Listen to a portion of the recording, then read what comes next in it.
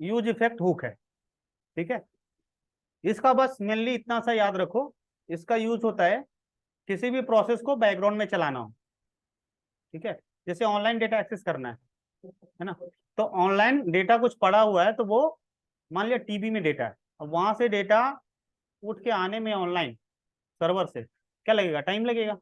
अच्छा, सर्वर से डेटा उठ करके आएगा, वो रिएक्ट के पेज में मुझे ब्राउजर पे दिखाना भी है, तो रिएक्ट के पेज के ब्राउजर पे दिखाने के लिए सबसे पहले उसको वहां पे फॉर्म वगैरह चाहिए।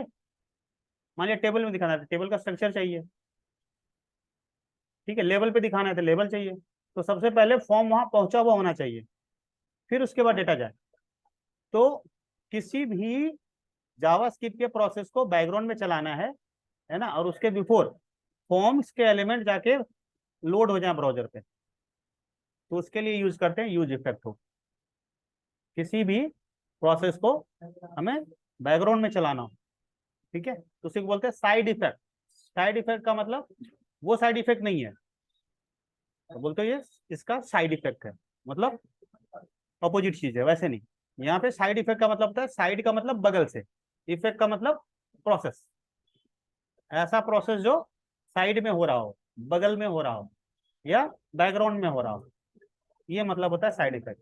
तो क्या बोलता है, the effect hook lets you perform side effect in function component. ठीक है, साइड इफेक्ट मतलब बैकग्राउंड में प्रोसेस चलाने के काम में आता है। What are the side effects? Side effects are basically anything, कुछ भी हो सकता है, एनी ये प्रोसेस दैट अफेक्ट्स, ठीक है, any process something outside of the scope of the current function. ठीक है, जो हमारा कंपोनेंट है उसके अंदर जो प्रोसेस होना है ना, उसके अलावा कुछ मुझे साइड से चीजें चलानी है बैकग्राउंड में, तो उसके लिए यूज करेंगे। जैसे API request to our background service.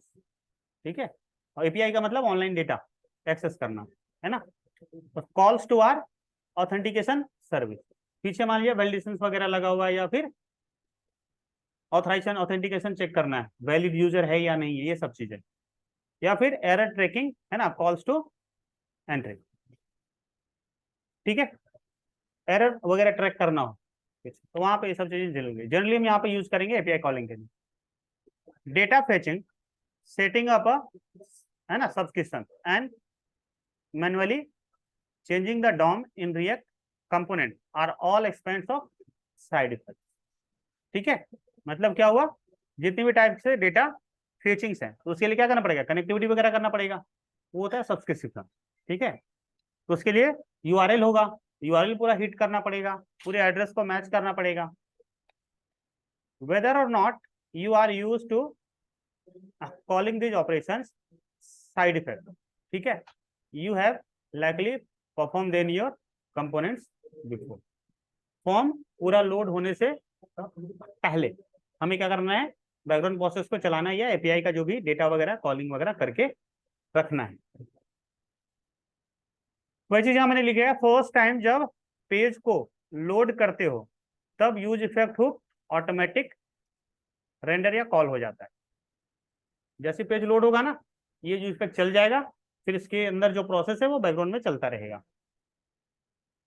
Means page refresh होते ही कोई काम करना चाहते हो तो यूज इफेक्ट का यूज कर सकते हो।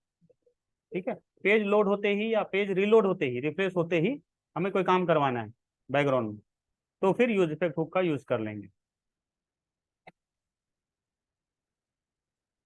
ठीक है, ये लाइन छोड़ो, अभी क्लास कंपोनेंट दिखानी है, जाना जरूरी भी नहीं है। वही बात यहाँ दोबारा लिखा हुआ है।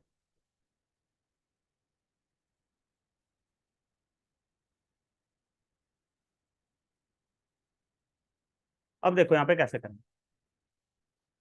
ठीक है, ध्यान से देखना, यूज इफेक्ट रिएक्ट के अंदर है तो ले लिया, यहाँ पे इंपोर्ट कर लिया। अब उसके बाद अब देखो यूज इफेक्ट में हमने इंप्लीमेंट कर दिया, बाय लिख दिया। ठीक है, ध्यान से देखो, और रिटर्न में लिख दिया है कंसोल लॉग डॉट हेलो। जब रन करेंगे, ठीक है, तो स्टार्टिंग में बाय लिखेगा या हेलो लिखेगा, बताओ। चलो करके देखो। ठीक है, रन करके देखिए सबने। स्टार्टिंग में क्या होगा, रेंडर हो जाएगा पेज पूरा, ठीक है, ये आ जाएगा हेलो, फिर उसके बाद यूज इफेक्ट चलेगा।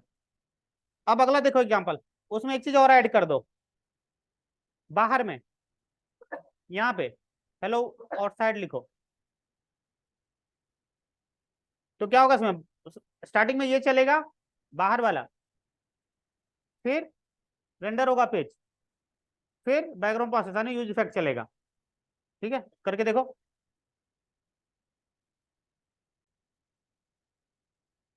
अब ऑनलाइन डेटा उठाना है तो उसमें यूज इफेक्ट का रोल क्या है, तो देखो पहले ऑनलाइन का ये वाला लिंक है ना, ये ऑनलाइन पड़ा हुआ है, इसमें देखते हैं क्या डेटा है।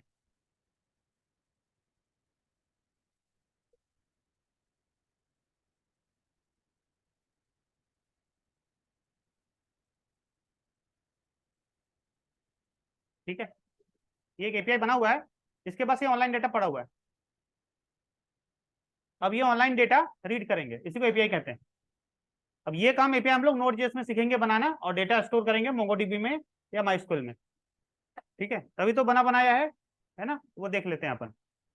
अब ये वाला डेटा अपने को यहाँ मिलेगा, तो देखो इसमें आ रहा है रीड हो करके, इसमें क्या लिखा हुआ आ रहा है, ये देखो और फेसर रिप्लेस ऐसा कुछ लिख करके लिखा हुआ आ रहा है ना, कहीं लिखा हुआ ये देखो, समझ में आया।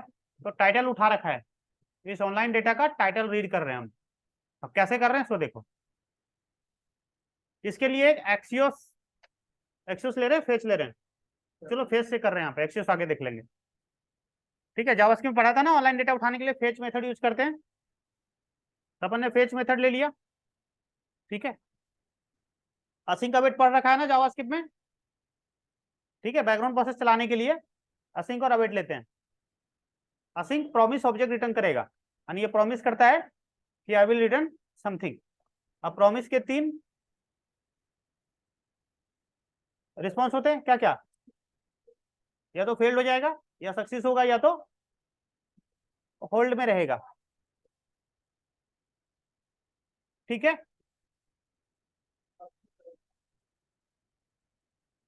तो अब क्या कर रहे हैं, फेज के अंदर ऑनलाइन लिंक डाल दिया, अब ये लिंक बैकग्राउंड में प्रोसेस होगा। तो अवेट लिखा हुआ है, मतलब यहाँ पे ये अभी होल्ड स्टेट में जाएगा, अवेटिंग में जाएगा, तब तक ये जो डीव वगैरह है ये सब रेंडर हो जाएगा। ठीक है, अब ये जो माई टाइटल है कहां से आ रहा है, तो माई टाइटल देखो ये यूज स्टेट है, और ये सेट टाइटल है। हमने क्या करा है यहाँ पे, देखो यूज इफेक्ट के अंदर में एक मेथड ले लिया है, ये फेस टाइटल, इसको कॉल करा है। अब यहाँ फेस टाइटल में क्या हो रहा है, तो अपन ये यूआरएल डेटा उठा रहे हैं। अब ये यूआरएल डेटा उठा यहाँ से, ठीक है, फिर अपने को यहाँ पे रिस्पॉन्स ऑब्जेक्ट मिल गया। जब ये रेफरेंस होगा ना एपीआई, तो रिस्पॉन्स ऑब्जेक्ट मिलेगा, मतलब ये हिट हुआ यहाँ से, ये जो ऑनलाइन डेटा है, ये यूआरएल डाला, तो क्या मिलेगा, रिस्पॉन्स ऑब्जेक्ट। इसके बाद क्या मिलेगा, रेस्पॉन्स ऑब्जेक्ट मिलेगा। तो अपने को यहाँ रेस्पॉन्स ऑब्जेक्ट मिल गया ये हिट होने के बाद। अब उस रेस्पॉन्स ऑब्जेक्ट का जो डेटा है ना, ये किस फॉर्मेट में है यहाँ पे, जेसॉन, किसमें, तो वो रेस्पॉन्स ऑब्जेक्ट था, अब उसको जेसॉन ऑब्जेक्ट में कन्वर्ट करेंगे। ठीक है, तो जेसॉन ऑब्जेक्ट में कन्वर्ट करने के लिए रेस्पॉन्स ऑब्जेक्ट के पास मेथड होता है जेसॉन। तो अब अपने को एक्चुअल में डेटा जो ऑब्जेक्ट है इसमें मिल जाएगा जेसॉन ऑब्जेक्ट में फॉर्मेट, मतलब ये एज इट इज मिल जाएगा। मिल गया, ये एज इट इज मिल गया ना। तो अब इसमें से उठा लेंगे ये वाला फील्ड, जिस फील्ड को रीड करना है।